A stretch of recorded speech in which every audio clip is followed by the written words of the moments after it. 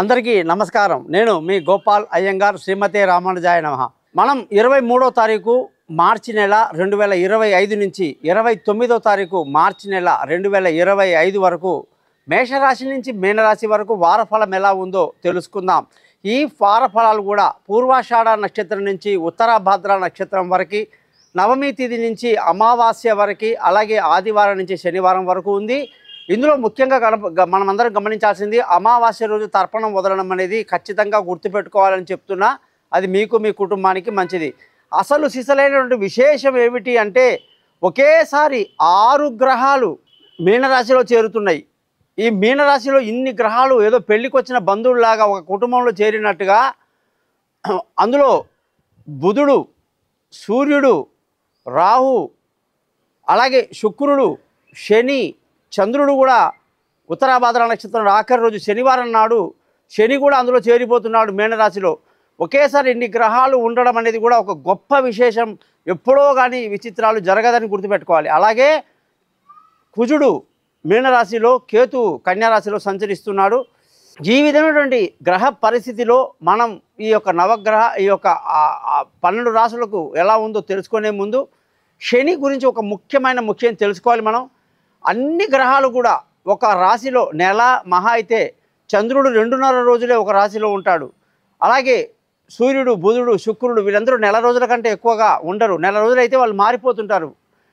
కుజుడు ఇప్పుడు స్తంభించాడు కానీ జనరల్గా 45 రోజులు అలా మారిపోతూ ఉంటారు. అటువంటి పరిస్థితిలో గురువు 1 సంవత్సరం ఒక రాశికి పడితే శని 2.5 సంవత్సరాలకు కానీ ఒక రాశి మారాడు. అంటే 30 నెలలు అన్నమాట. అటువంటి శని ఇప్పుడు కొత్తగా మనకు మీనరాశిలోకి రావటం అనేది ఎంతమందికి ఏ విధంగా అది యూజ్ అవుతుంది? 2.5 సంవత్సరాలు ఉండబోతున్నాడు.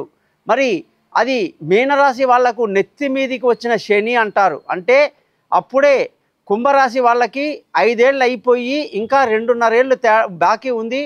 మీనరాశి వాళ్ళకి ఇంకా 5 సంవత్సరాల ఏలినాటి శని ఉంటుంది. ఇప్పుడు కొత్తగా మేషరాశి వాళ్ళకి ఏలినాటి శని 30వ తారీఖు నుంచి మొదలవుతుందన్నమాట, 29 నుంచి. కాబట్టి ఈ ఏలినాటి శని రావటం వల్ల మేషరాశి వాళ్లకు ఎటువంటి జాగ్రత్తలు తీసుకుంటూ ఉంటే మంచిది, మీనరాశి వాళ్ళకి నెత్తి మీద శని రావటం వల్ల వాళ్ళు ఎటువంటి జాగ్రత్తలు తీసుకుంటే మంచిది, సింహరాశి వాళ్ళకి అష్టమంలోకి అంటే 8వ ఇంట్లోకి శని వస్తున్నాడు. శని ఎవరికి స్నేహితుడు, ఎవరికి శత్రువు అని మనం ముందు గమనించాలి. సూర్యుడికి పరమశత్రువు, కుజుడికి పరమశత్రువు. వీళ్ళని చూసి శని నిజంగా భయపడతాడు, వీళ్ళ జోలికి రాడు. అలాంటిది కొందరికి మిత్రులు అంటే గురుగ్రహానికి మిత్రుడే. అలాగే శుక్రుడికి పరమమిత్రుడు, బుధుడికి మిత్రుడే. మరి ఎటువంటి ఫలితాలు ఇవ్వబోతున్నాడు అని చెప్పి కానీ ముందు తెలుసుకుంటే, ముఖ్యంగా మేషరాశి వాళ్ళకి మొట్టమొదటి ఎఫెక్ట్గా ఏలినాటి శని మొదటిసారి వచ్చేవాళ్ళు చాలా జాగ్రత్తగా ఉండాలి. రెండవసారి వచ్చేవాడు పొంగు శని అంటారు. జీవితంలో అత్యంత ఉన్నత స్థితిలోకి వెళ్ళటానికి శని అనేక శ్రమకు లోను చేస్తాడు.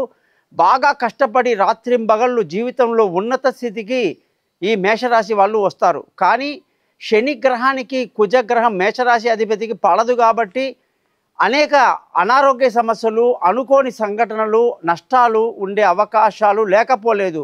వాటి గురించి ముందుగా జాగ్రత్తలు తెలుసుకుంటూ ఈరోజు మనం 12 రాశులకు ఎలా ఉందో తెలుసుకుందాం.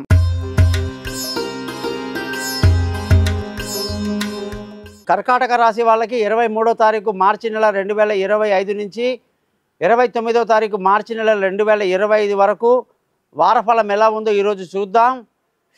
ఈ కర్కాటక రాశి వాళ్ళకి అష్టమంలో శని 2.5 సంవత్సరాలుగా అష్ట కష్టాలు పెట్టాడు. చాలామంది కర్కాటక రాశి వాళ్ళు చాలా ఇబ్బంది పడ్డారు.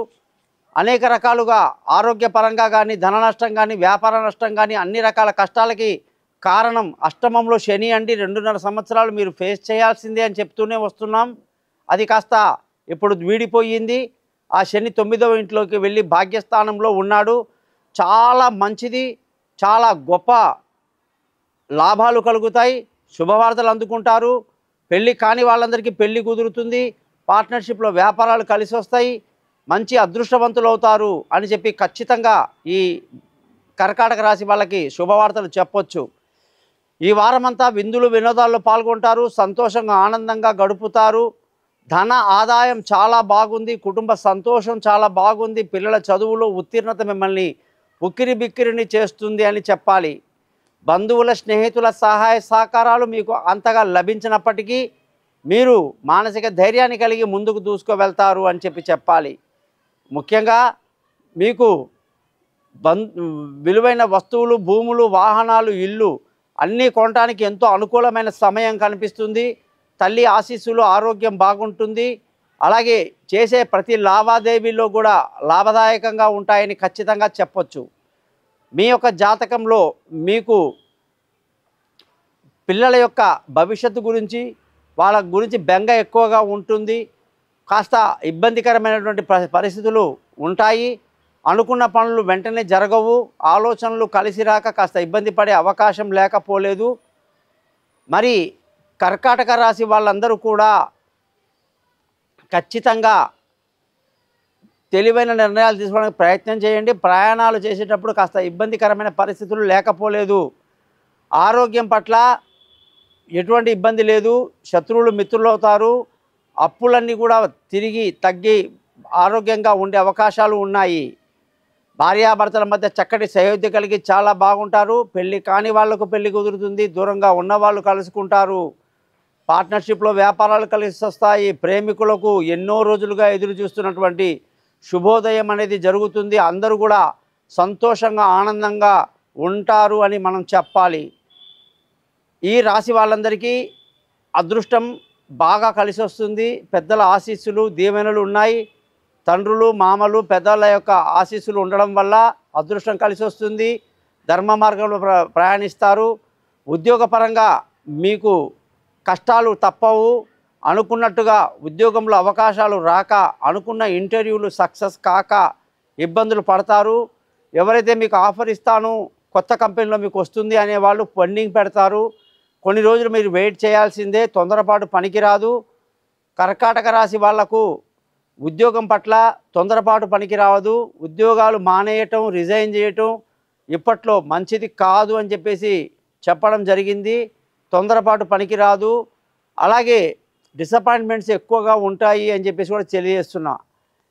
వ్యాపారపరంగా బ్రహ్మాండమైన లాభాలు తన్నుకొస్తాయి. వ్యాపారంలో చాలా ముందుకు దూసుకువెళ్తారు. అనేక రకాలుగా లాభాలు కనిపిస్తున్నాయి.